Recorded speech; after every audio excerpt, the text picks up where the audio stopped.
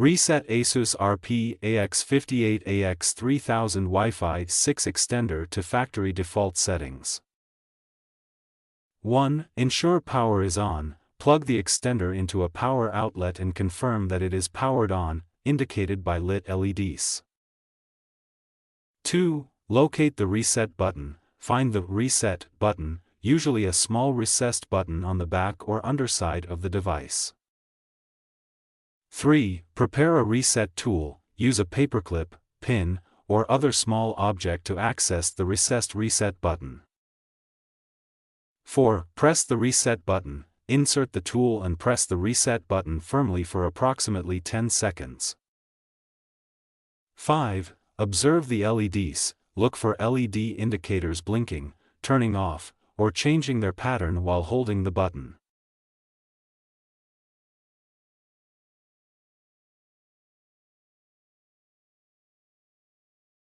6. Release the reset button. Let go of the button once the LEDs blink or change, signaling the reset has begun. 7. Wait for the reboot. Allow the extender to restart automatically after the reset.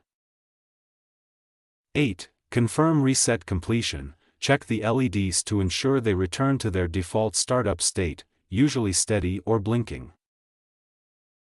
9. Locate default settings. Find the default SSID, network name, and password on the sticker attached to the device.